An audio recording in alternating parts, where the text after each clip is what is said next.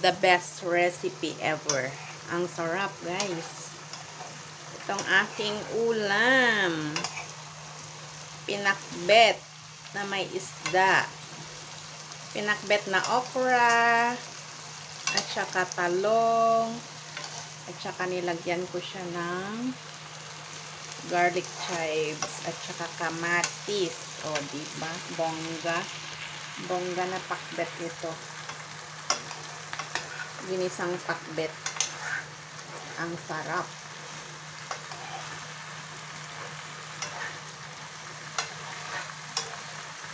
Ayan. Kainan na.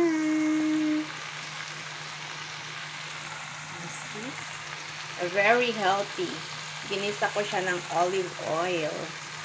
Ayun na kayo guys. Kain na tayo. Ang bango-bango at ang sarap-sarap ng aking lunch.